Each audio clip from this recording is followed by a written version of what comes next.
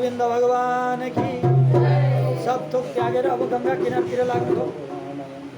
त्यहाँ जति पनि ठुल्ठुला ऋषिहरू थिए, महर्षिहरू थिए, त्यो राज्यमा जति तपस्वीहरू थिए, सबै दौडी दौडी राजाको दर्शन गर्नको लागि त्यो गंगा किनारमा गए। त्यस्तो परम पावन राजा अब भेटिँदैन भनेर ऋषिहरू गए। फेरि ऋषिहरूको मनमा भयो कि ब्राह्मणको मुखबाट श्राप भयो। राजाले ब्राह्मणसँग द्वेष पो गर्छन्। सबै ब्राह्मण गएर आशीर्वाद दिउँ भनेर गए, हजारौं लाखौंको संख्यामा। आज राजाले भन्छन्, अहो वयम धन्यतमा नृपाणां महत्तमानो ग्रहणीयशीला। आजसम्मका क्षत्रियहरूमा म परम पवित्र रहेछु। आजसम्मका राजाहरूमा सबैभन्दा भाग्यमानी राजा त म रहेछु। कसरी? मेरा पुर्खाहरूले ब्राह्मणको दर्शन गर्न त आश्रममा धाई धाई जानु पर्थ्यो, तर म कस्तो भाग्यमानी जो सारा ब्राह्मणहरू दर्शन दिन यहीँ आउनुभयो। लो, ब्राह्मणसँग द्वेष छैन भन्दा छैन हजुर। पुनश्च भूयात् भगवत्यनन्ते रति प्रसङ्गश्च तदाश्रयेषु। हे विप्र देवता हो, यदि मेरो अर्को जन्म भयो भने, म मरेर अर्को जन्म लिएँ भने मलाई दासानुदास बनाइदिनुहोस्, मलाई ब्राह्मणहरूको चरणको दास बनाइदिनुहोस्, मलाई गुरुको चरणानुरागी बनाइदिनुहोस्। म भगवानको भक्त होइन, भगवानको भक्तको भक्त बन्न पाऊँ, मलाई त्यति भए हुन्छ। भक्ति भक्त भगवंत गुरु चतुर नाम बपु एक, तिनके पद बंदन किए नासत विघ्न अनेक। भक्ति भक्त भगवंत गुरु यी चारवटा अलग अलग भए तापनि तत्त्व त एउटै हुन्। भक्तिको चरणमा जानुभयो भने भगवानलाई प्राप्ति गर्नुहुन्छ, भक्तको चरणमा जानुभयो भने भगवानलाई प्राप्ति गर्नुहुन्छ, र भगवानसँग जानु भने त प्राप्त गरि नै हाल्नुभयो। गुरुको चरणमा गए पनि भगवानलाई प्राप्ति गर्न सक्नुहुन्छ। त्यसैले यहाँ बताउनुहुन्छ कि मेरो अर्को जन्म भयो भने पनि म महत्सु याम्यामुपयामि सृष्टिम मैत्रेस्तु सर्वत्र नमो दिजेभ्य। मेरो ब्राह्मणहरूसँग मैत्री बनिरहोस्, मेरो ब्राह्मणहरूसँग मैत्री बनिरहोस्, कहिले पनि द्वेष नहोस्। अरे मलाई श्रृंगी ऋषिले दिनुभएको होइन, सायद विधाताको इच्छा नै यस्तै थियो, जसको फलभूत मैले प्राप्ति गरेँ। आज मर्दैछु भन्ने थाहा पाएपछि राजा खूब हर्षित हुनुभयो र आफ्ना सारा सम्पत्तिलाई त्यागेर गंगा किनारमा जानुभयो। त्यो पनि राजा भर्खर 40 वर्षको, 40 देखि 45 को बीचमा हुनुहुन्छ, युवा हुनुहुन्छ। कहीं शास्त्रमा त 35 वर्षको भनेर लेखिएको छ। बिल्कुल युवा हुनुहुन्छ। एक कुरा याद गर्नुहोस् कि डाक्टरले भनिदियो तपाईं त टिकट काट्नुहुन्छ 10 दिनमा भन्दैन के हुन्छ?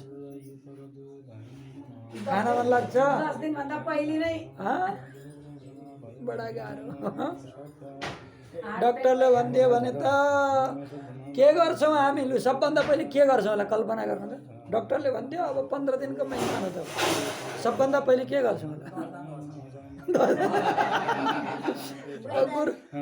गुरुहरुकै पारा हो हैन। हामी पहिले छोराछोरीलाई फोन गर्छौं, छोराछोरीलाई फोन गर्छौं।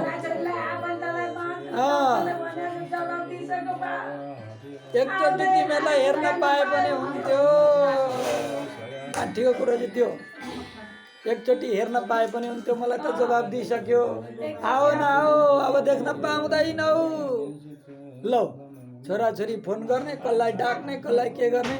लौ न अलि राम्रो आयुर्वेदिक डाक्टर छ अरे त्यता जाउँ न, त्यता पनि कुरो पुग्छ। तर मनबाट मायालाई त्याग्ने बुद्धि आउँदैन। मनबाट मायालाई, ममतालाई त्याग्ने बुद्धि आउँदैन। अझ माया त को घेरो बोलाउन पो थाल्छ। छोराछोरी केही होइन, धन सम्पत्ति केही होइन, इष्टमित्र केही नहीं, यो त 2 दिनको रमझम मात्रै हो, आखिरी जाने त एक्लै हो। त्यही भएर परमात्माको ध्यान गर्नुपर्छ भन्ने भाव त आउँदैन। तर राजा परीक्षितलाई आयो किन? किनकि ज्योतिषीहरूले पहिले नै भनेका थिए अन्तिममा यिनले मुक्ति प्राप्ति गर्छन्। अन्तिममा यदि भगवानको याद आउँछ भने यो मुक्तिको लक्षण हो, यो भगवत कृपा हो र यो तपाईँले गरेका पुण्य सत्कर्महरूको त्यो फल हो। त्यसैले अन्तिममा भगवानको याद आयो, सम्पूर्णलाई त्यागेर गङ्गा किनार जानुभयो। ब्राह्मणहरूले खुबै आशीर्वाद दिए। तत्रोद्भवम भगवान व्यासपुत्र। अब ऋषिहरूसँग प्रश्न हुन लाग्यो, मर्नेवाला व्यक्तिले गर्नुपर्ने कार्य के हो? अब म मर्दैछु, मैले गर्नुपर्ने कार्य के हो? कुनै ऋषिले बताउन सकेन। अरे म त आज 1000 वर्ष हो तपस्या गरेको, म मुक्ति हुन्छु कि हुन्न मलाई ग्यारेन्टी छैन। उसले त्यत्रो धन के अरे तपस्या गरिरहेको छ, उसको मुक्ति हुने हो कि होइन? तर राजा परीक्षित 7 दिनमा मर्दैछन्, उसको मुक्ति कसरी होला? ऋषिहरूले बताउन सकेनन्। त्यही बिचमा स्वयं भगवान व्यास पुत्र सुखदेव को आगमन भयो। बोलो सद्गुरुदेव जी महाराज को, सुखदेव स्वामी को। आज गुरुदेव को गुरु बंधु सखा,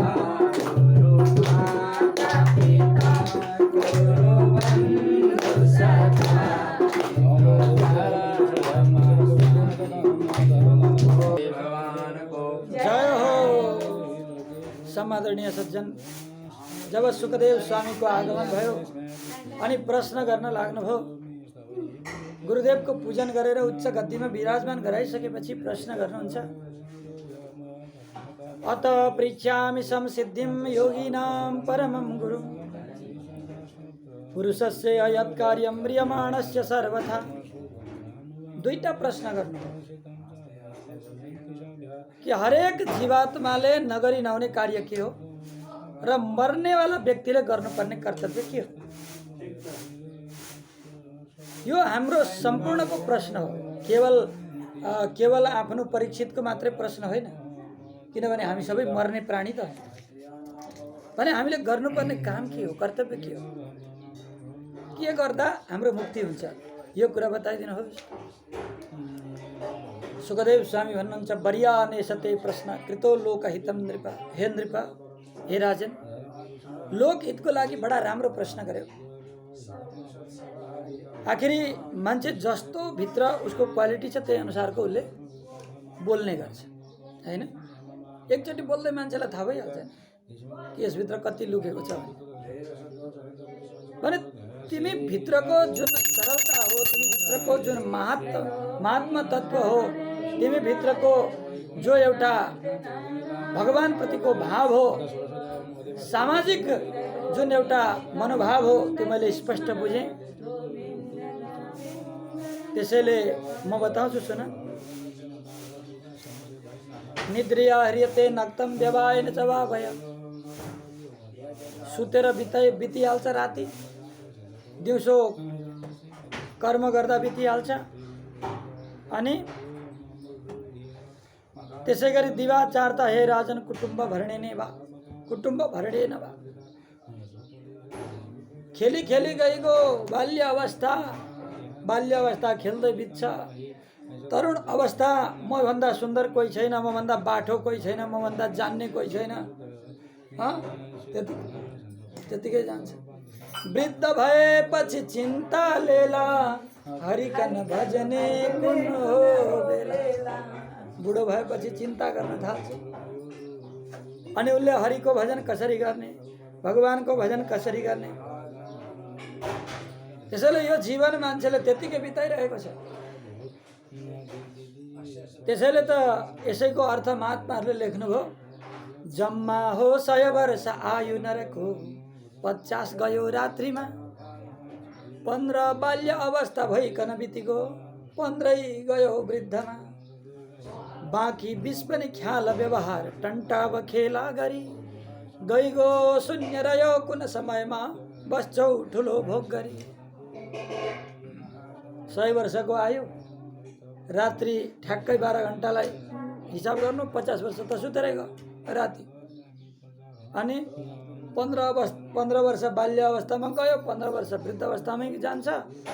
बाँकीको 20 वर्ष मान्छेको जीवन अब त्यो 20 वर्षमा राम्रो कति काम हुन्छ त्यतिखेर बिहे गर्न पर्ने, त्यतिखेरै आफन्त राख्नुपर्ने, पैसा कमाउनु पर्ने, हरेक कुरा गर्नुपर्ने, देश विदेश घुमिसक्नु पर्ने, मान प्रतिष्ठा पद सबै थोक भोगिसक्नु पर्ने भने भजन कतिखेर गर्नु? त्यसैले तेषां प्रमत्तो निधनम पश्यन्नपि न पश्यति। मान्छेले जन्मिँदै गरेको पनि देख्छ, रोगी हुँदै गरेको पनि देख्छ, मर्दै गरेको पनि देख्छ। राम नाम सत्य हो, राम नाम सत्य हो भन्दै गरेको नि सुन्छ। तर प्रमत्त भनेको पागललाई जति भने नि लाग्दैन नि। पागललाई भनौ एकजना लाग्दैन। एकजना मुकुन्द भन्ने थियो, मुकुन्द वृन्दावनमा पढ्दा पढ्दा पढ्दा पढ्दा पागल भयो। पढ्दा पढ्दा पढ्दा अब अङ्ग्रेजहरू आयो भने खुब त्यहाँनिर अङ्ग्रेजीमा भनेर खुब। अनि हाम्रो एकजना साथी हुनुहुन्थ्यो उद्धव निरौला, उहाँलाई साह्रै गरिब दुखीको सेवा गर्न धेरै मनपर्ने। नयाँ स्वेटर बरु आफूले नलाए पनि अरूले लाउन् भन्ने भावना उहाँको चाहिँ। नयाँ स्वेटर बिचरा बडा दुःखले किन्नु भएको। त मुकुन्दै आयो नाङ्गो धडङ्ग, बिचरा यो नाङ्गै छ। ए मुकुन्द यहाँ आइज, तेरा कपडा छैनन् हजुर? छैन, के गर्नु यस्तै पागल त छैनन् भन्छ, सधैँ कुरा जस्तो गर्छ। ला त्यसो मेरो स्वेटर लगा भनेर दिनु, राम्ररी लगाउनु है, पुरै जाडो कटाउनु नि भन्दा हुन्छ हजुर, हुन्छ म पुरै जाडो कटाउने गरी लाउँछु भन। एकछिनमा आइपुग्यो। एकछिनमा के गरेछ भने बाउला जति काटेर घोडामा लगाएछ। अनि त्यो स्वेटर चाहिँ फरक जस्तो बनाएर लान्छ है, तेरो स्वेटर भन्छ। तेषां प्रमत्तो निधनम पश्यन्नपि न पश्यति। जस्तो पागलले अहिले भनेको कुरो अहिले बिर्सिन्छ। अहिले थाहा छ उसलाई जाडो पनि हुन्छ भन्ने पनि थाहा छ, तर पनि त्यो पागललाई त्यो अहिले भनेको अहिले बिर्सिहाल्छ। त्यस्तै मान्छेलाई थाहा छ मर्दैछ भन्ने कुरो, मृत्यु सन्निकट छ, मृत्यु हुँदैछ, तर पनि धर्म गर्दैन, सत्कर्म गर्दैन, भगवानको कथा सुन्दैन, भगवानको सुमिरन गर्दैन, नाम कीर्तन जप्दैन। जस्तो पागल त्यस्तै हुन्छ। त्यसैले भन्नुहुन्छ जन्म लाभ पर पुंस अन्ते नारायण स्मृति। मान्छेको जन्मको लाभ तब मात्रै छ जब तपाईँले भगवानको स्मरण गर्नुहुन्छ अन्त्य समयमा।